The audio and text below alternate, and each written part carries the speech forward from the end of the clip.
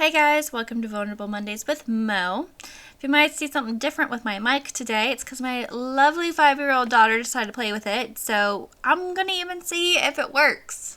So if it sounds a little scratchy or if it's picking up on other noises today, it's probably because I don't have all of my tools and whistles for my mic. She thought it was a great idea to play American Idol this week, and it was lovely to watch. But now I'm paying for it today for my own podcast. But hey, mom life comes first, even in times where we kind of mess up on our own. So, like, I found my mic, for example, this guy right here, underneath the couch. Couldn't find it for a long time. Anyhow, well, welcome. We are in the midst of holiday chaos, aren't we not? Whether it's family gatherings or visiting friends or having to go back to our hometown where we grew up, there is always something on the table.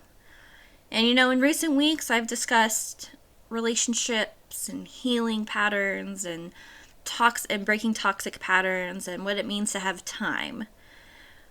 But we're 2 weeks out from Christmas, and this is a really stressful time. For me personally, I'm still financially struggling. I'm a single mom. I don't get child support.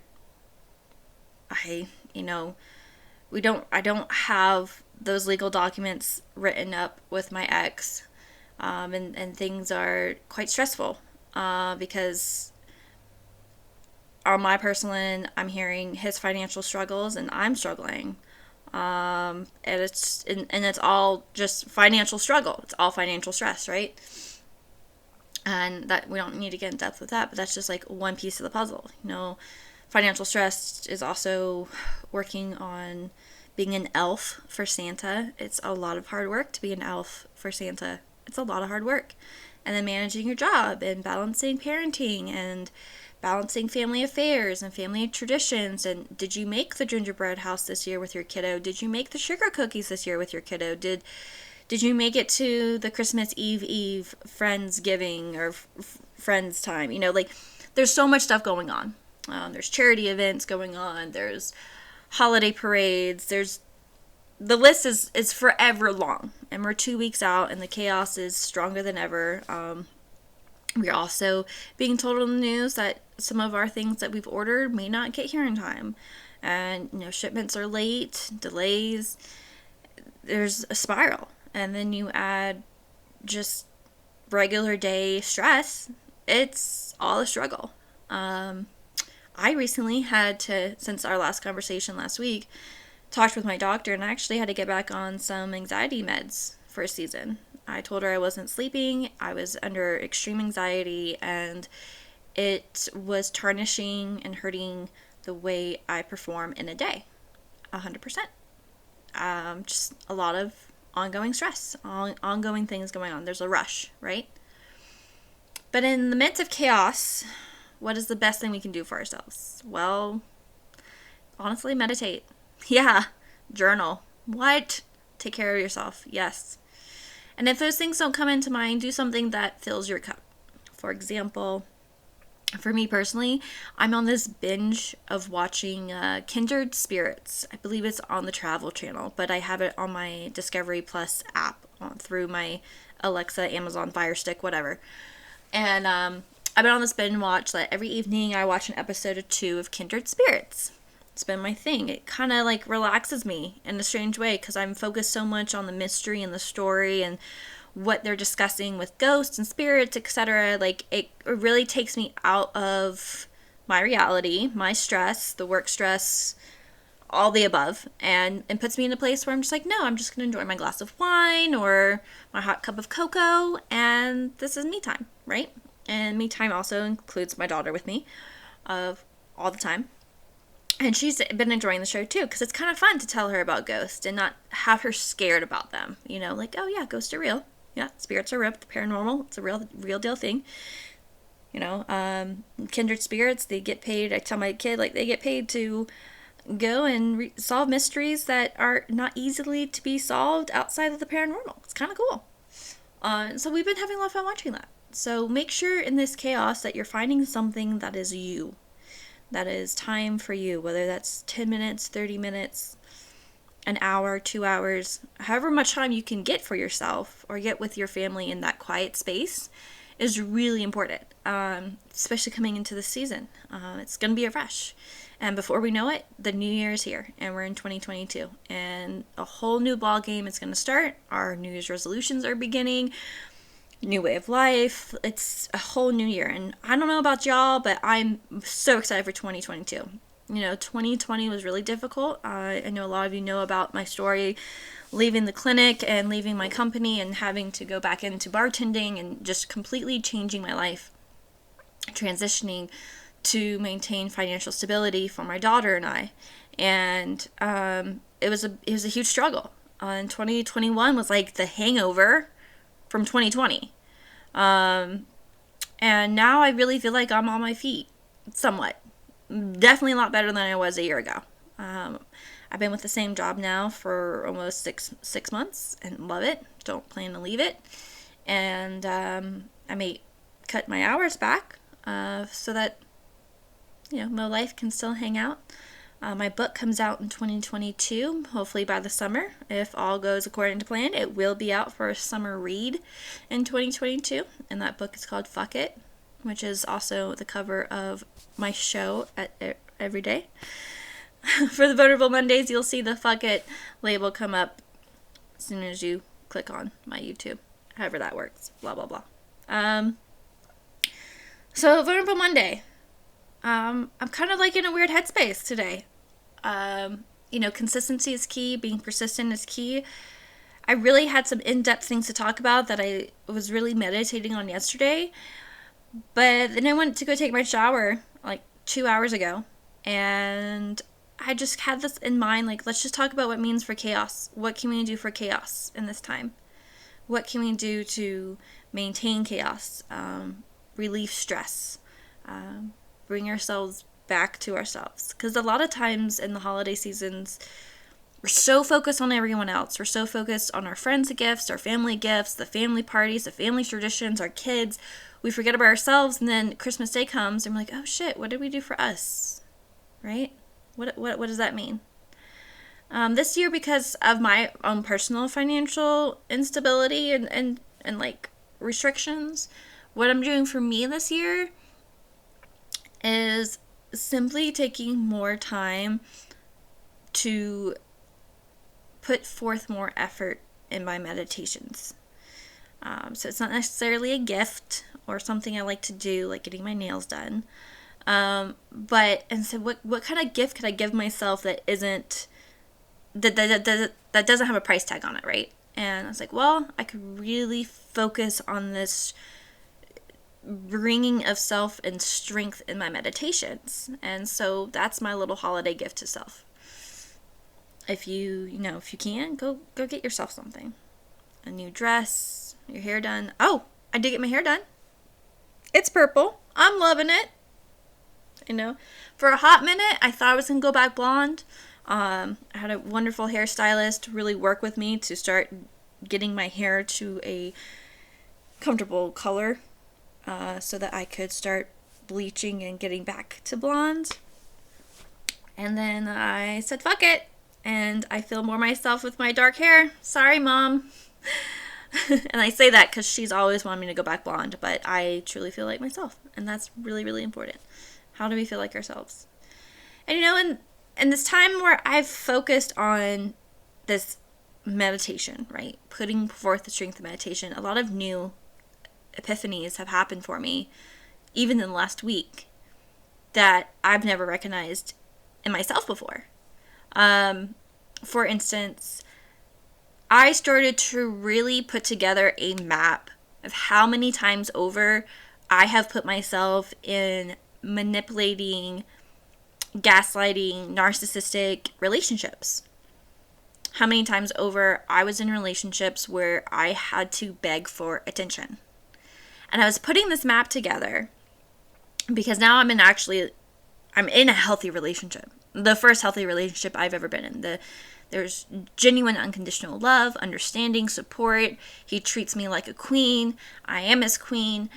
And as this beautiful, healthy relationship continues to blossom, I'm also recognizing how many times over I allowed red flags, how many times over I have allowed red flags to pass by because I was comfortable in the situation. For example, I'm sure there's a few females out there who can relate to this. How many times have we been with a guy and we are out in public, whether at dinner or with friends or walking through the mall, and our boyfriend sees another girl and says, wow, she's cute, she's hot, do you see her butt? Right? Or even, not even the suggestion is, or statement is there for us to listen to, like, be like, oh, okay. But you recognize the actions of them checking out someone else, right? It's like, oh, they're with you, but they're checking out with someone else. And for the longest time, I really thought that was fine. How toxic is that? For the longest time, I thought it was fine that my man would check out other girls. And it was fine. Like, okay. That's normal for men, right? No, believe it or not. Believe it or not, that you are dating a boy. Boys check out other girls. Boys will always be looking. Boys will always be putting their foot forward and seeing what else is out there. You know, but men, true genuine men, when they know what they have and it's good, they're not looking anymore. They're not putting forth the effort to scam the room because they're looking right at you. You are their prize. You are their world. You are you. A man doesn't need to look through the room anymore. A man knows what they have. They appreciate what they have. They love what they have. They're not looking for anything else. It has taken me years, like into my 30s, to realize this. That boys will always be looking, but men, once they find what they're looking for, they're going to hold on to that. They're going to take care of that. They're going to take care of you, right? They're going to treat you like a queen. They're going to support you. They're going to cheer you on. They're going to love you. They're going to take all your flaws. And that's so true. Oh my gosh. My flaws are there's a handful of them. For example, I am a messy person. Yes, I'm sorry, Mom. My mom is not messy at all. She's a perfectionist. Everything is always put together, tidy, put in place. It's not chaotic. My house, always chaotic. It's always messy. There's always clutter. There's always toys on the floor. I got 2 dogs. I got a cat. I got a 5-year-old. There's always stuff going on in my house. Constantly. And I'm okay with it. I like a mess. You know, I thought I would grow out of a mess the older I got, but it's a tidy mess. And I kind of like it that way. And, you know, for some, they think that may be a flaw. But when you find someone who's very similar to you, that's not a flaw. They're like, oh, I'm messy too. Awesome. We can be messy together and it's not a big deal. Cool. I do say that he takes a lot of good patience with me when it comes to bread. Yes, I know that's a bizarre thing to talk about, but I collect bread. I think I always need bread in the house. It's awful. Every time I'm at the grocery store, I'm like, oh, I think we need more bread.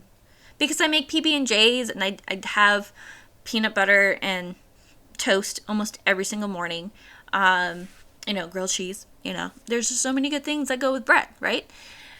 And every few weeks, I go up to the top of my fridge and I have 3 or 4 loaves of moldy bread.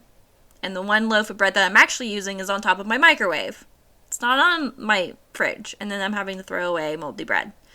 And a lot of times I don't throw it away.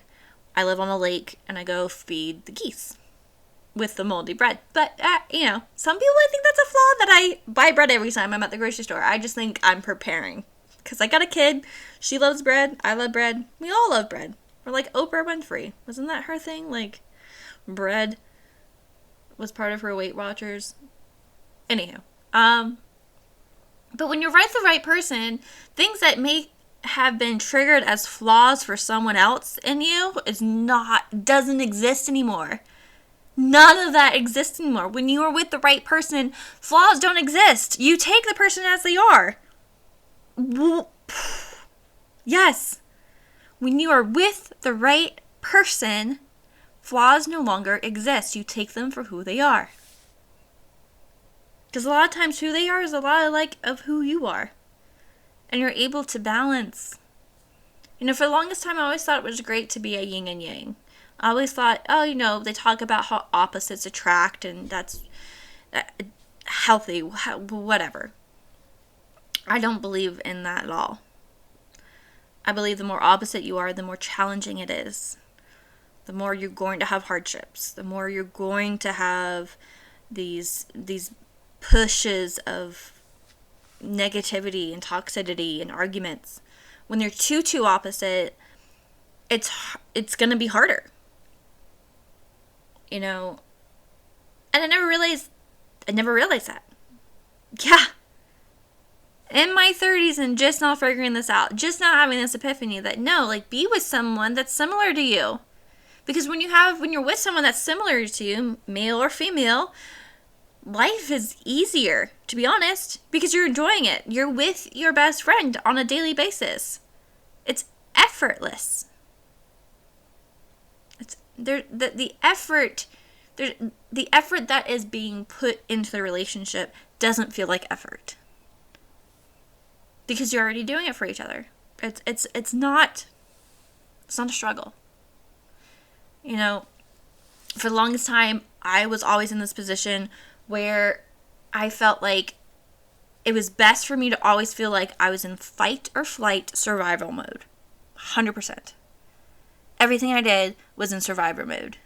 Everything I did was built around the fact that I had to survive.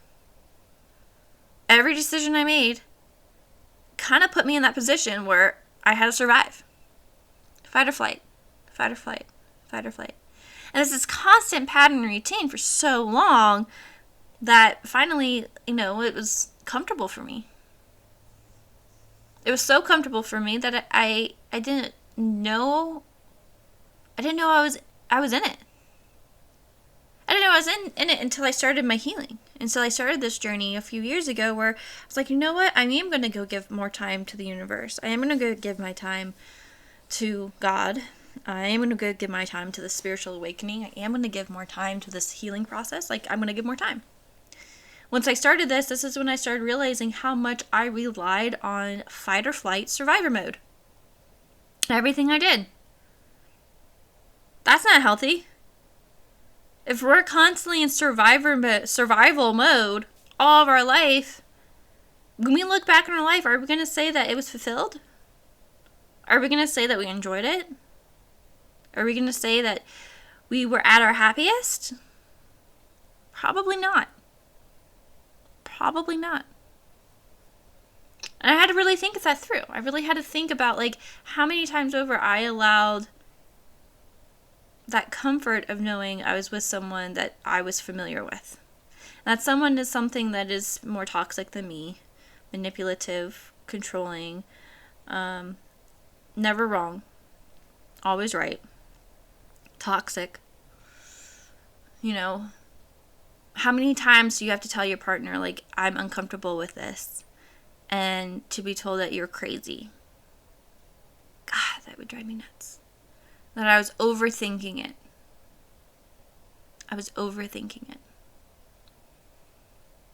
Or it was all in my head, right?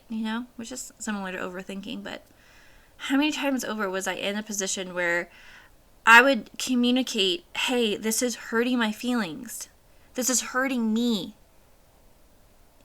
And being told, no, it's not. It's just all in your head. That's not really happening. And I tried multiple times over in multiple different relationships where either I was with them individually or bringing a third party in. Bringing one of my girlfriends into the picture to have a conversation with me. Hey, I have someone who's going to watch this conversation because they need, so that I know that I'm not crazy. Because every time I bring it up, you tell me I'm crazy. I'm not crazy. You don't text other women when you're with someone you love. You don't put your hobbies and your lifestyle and your priorities so far ahead of the person you are with that person doesn't get any of your time. And when they do, it's only because you have the time, right? That's not healthy. That's not healthy. Don't be with someone that makes you feel like you are the last thing that they can handle. Don't be with someone that makes you feel you are not a priority. I was with that over and over and over again. And I loved it. I thought it was a challenge. I was in this fight or flight mode all the time in every relationship. Don't be with someone who doesn't make you a priority. Don't be with someone who says that you're crazy and that you're overthinking. That is a red flag. Red fucking flag. No, you're not crazy, sweetheart. You're seeing it. You're seeing the truth. It is plain as day. All the flags are there waving, telling you to wake up, to listen, to see, to hear. It's all there.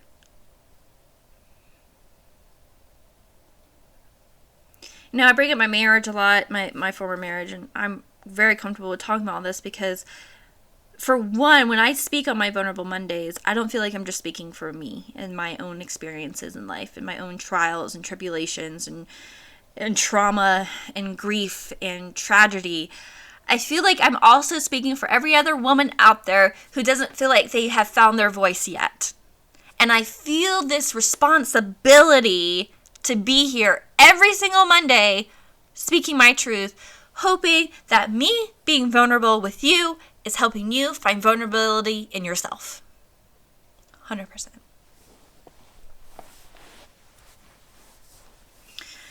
And if you've listened to any of my podcasts, I have spoken on feeling suicidal, of putting a gun to my head. I have spoken on toxic behaviors. I have spoken on my addictions to sex.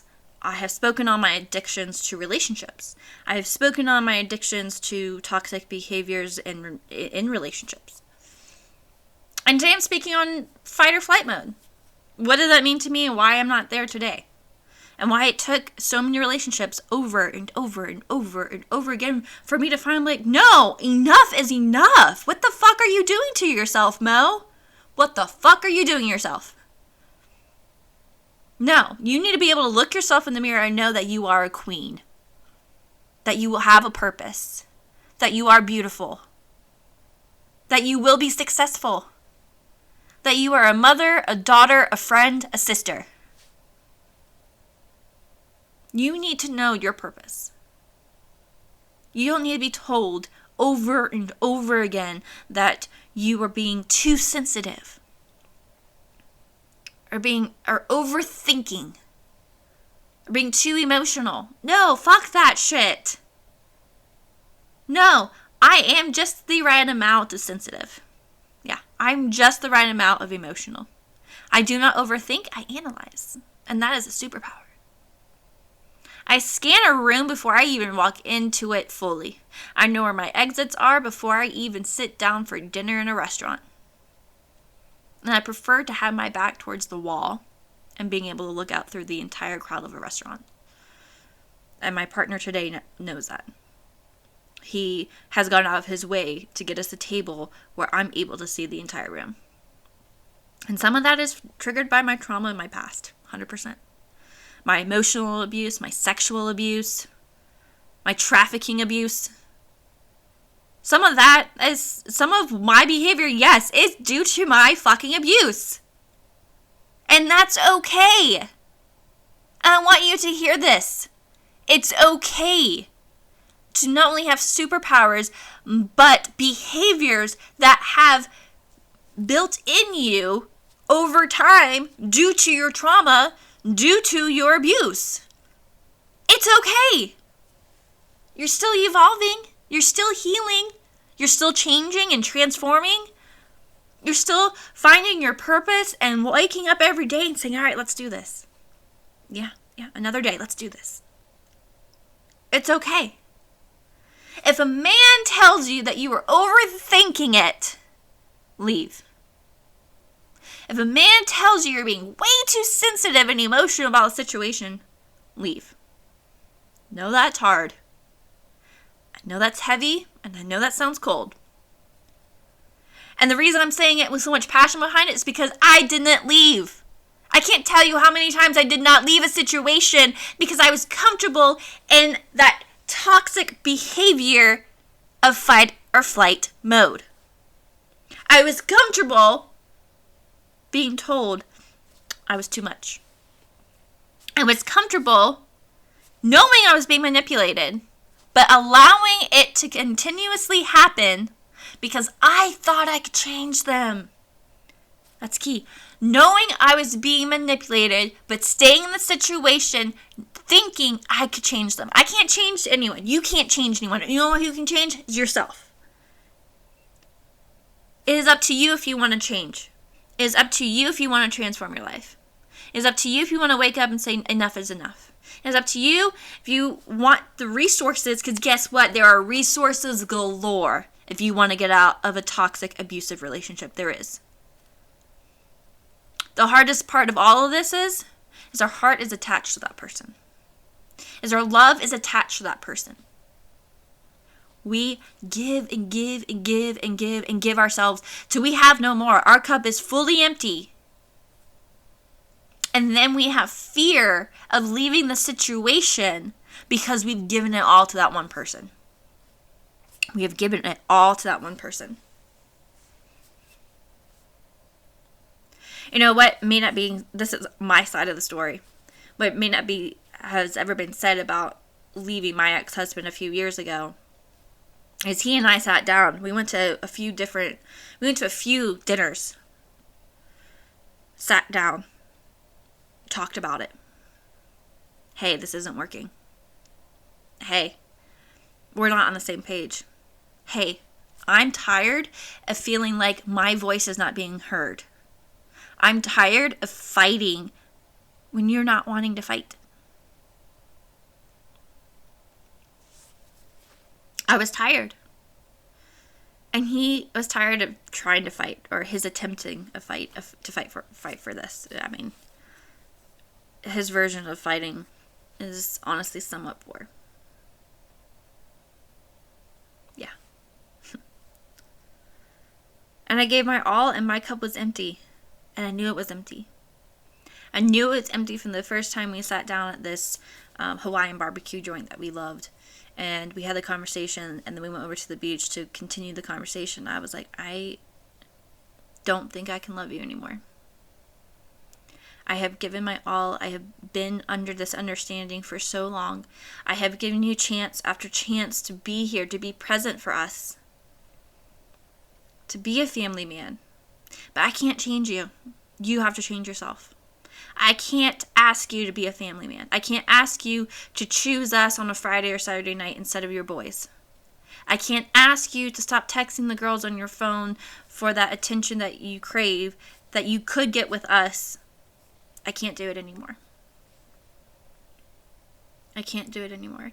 And at the time, I was using Disneyland as a huge excuse to cover up the emotional, toxic damage that was happening in my marriage. I spent a lot of time at Disneyland with my daughter. That was I had an affair with Disney. That was my way of getting out of the situation, forgetting about it, forgetting about what was happening inside our home, and just enjoying the magic of Disney and the joy of her face lighting up when she saw Mickey, and utilizing that as a way to stay in the marriage, 100%. And that epiphany did not occur the month after I left, or even the year after I left. That epiphany of recognizing that I used Disney as a way to keep our marriage together happened over a year ago. And it just like clicked. And it was like, oh, wow. Disney was my escape. You can't change a man. The man has to want to change himself. It's up to him. So making that decision a few years ago, where I genuinely made that decision of my cup is empty and I'm going to figure it out on my own, and I'm going to take our daughter across country to the East Coast and start over, was huge and scary. But it was a genuine fight or flight mode. And I decided to fly. I was tired of fighting. I was tired of feeling like my voice wasn't being heard, that I was still in victim mode after all the shit I've already been through. I took a chance. But I wouldn't know until I wouldn't know until a few months ago that I was still comfortable in that toxic relationship, in those toxic patterns and behaviors, until a few months ago. I continuously had those relationships over and over again for 2 years with boys. Begging for attention. Begging for love. But the reality is we can't love or receive love if we don't love ourselves. And I'm sure you heard that a million times over with other influencers over and over again. You can't receive love if you can't love yourself. Well, guess what? Because that's because they're onto something. It's 100% true. You can't receive love if you can't love yourself. Start loving yourself. Start the process. Start a baby step in that healing process. Cut those cords.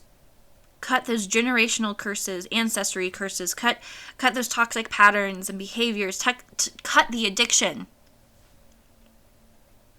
Because that was another big thing. I was addicted. I was addicted to the high and the lows. And that's no way to live. I was addicted to the highs and the lows. And coming to a place where now I'm at peace, it took a long time to get right here. 100%. To accept that peace is okay. Peace and quiet is okay. Being a hermit and being in your oasis and not feeling the need to socialize is okay. But it took a long time to get here. And I'm proud of where I am today, 100%. I am so proud of myself. I don't need anyone to tell me that they're proud of me, of my growth or my evolvement. Because I know it in myself. I see it in myself every single day. Whether it's looking in the mirror or writing in my journal or feeling my own energies.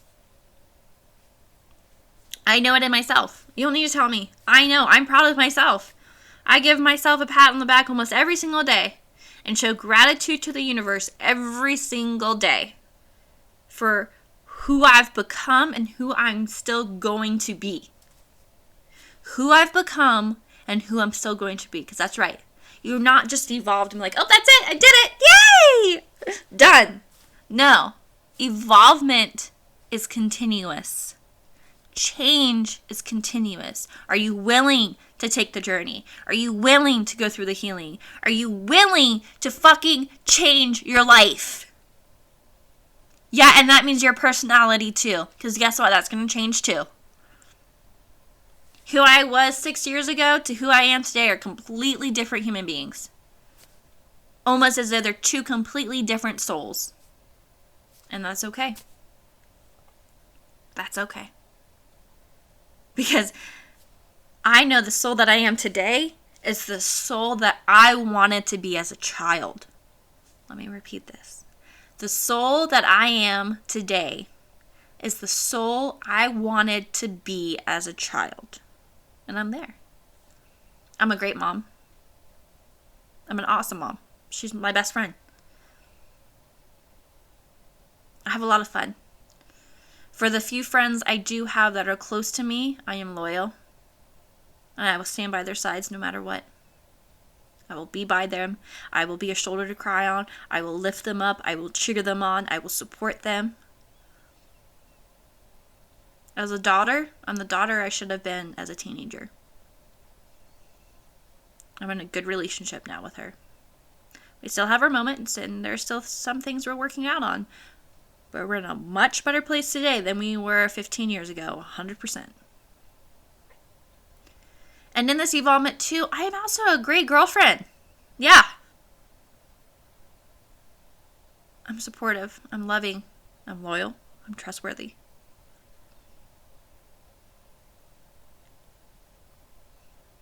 But to get here, Didn't happen overnight. And I know I say this on every single podcast, but to get here didn't happen overnight. And I just want to imprint that into your mind.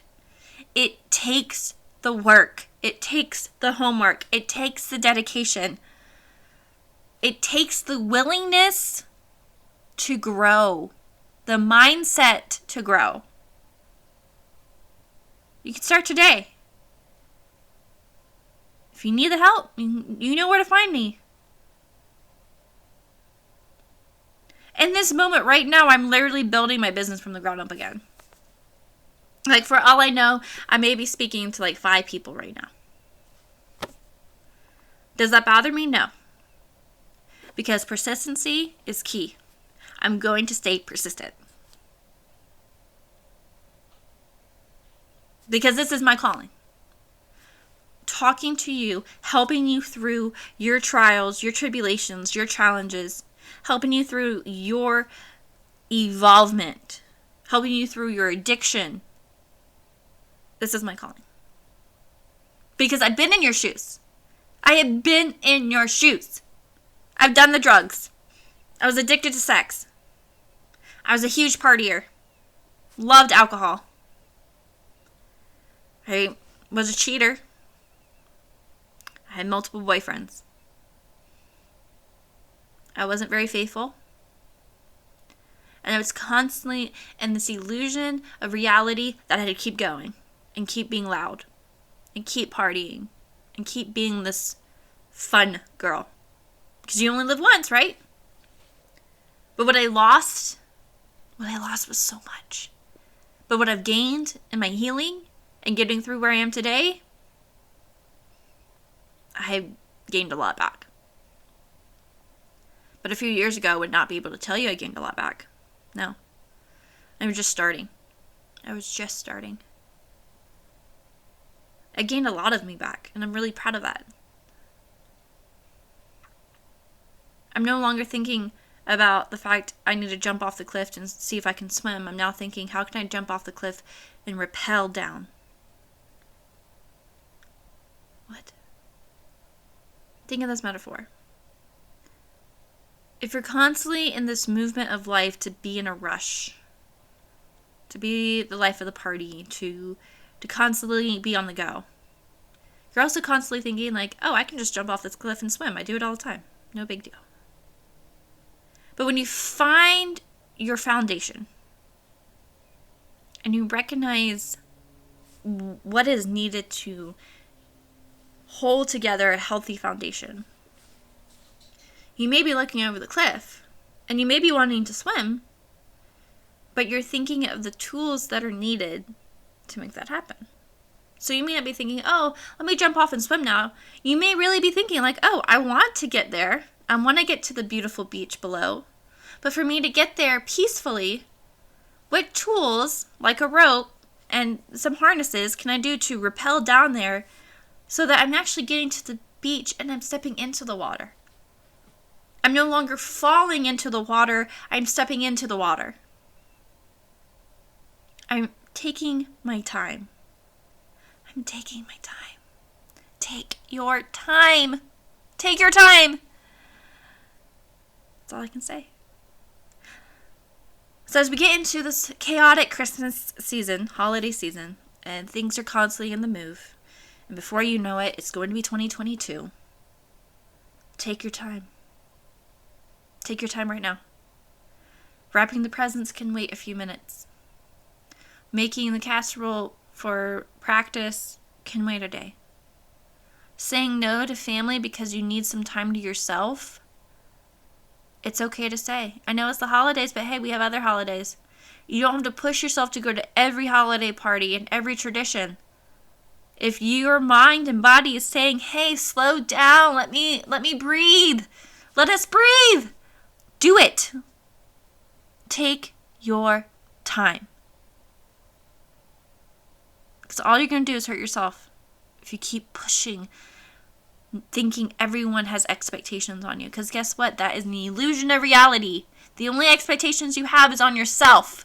The expectations others have on you, they're always going to have. People are going to like you or not like you. People are going to talk good or bad about you or bad about you. You have no control over that. But you have control over yourself. So important. So that wraps up Vulnerable Mondays with Mo. Hope you have a beautiful day. Keep moving forward. Take some time to yourself. You got this. You've got this.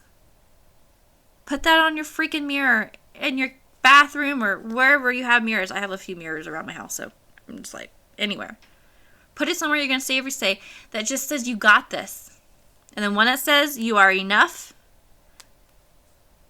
And then one that says I am woman. That word I am woman is really powerful. And as you start believing in those few affirmations of self, then start putting that affirmation in there that I am and your full name underneath it. I am and your full name underneath it. Because I promise you, and we'll get into that next week, is what that means to really be able to use an affirmation with your full name. It means a lot to yourself. To recognize you are a unique fingerprint in this world. You're beautiful. You're wonderful. You're smart. You're brave. You're strong. You are divine.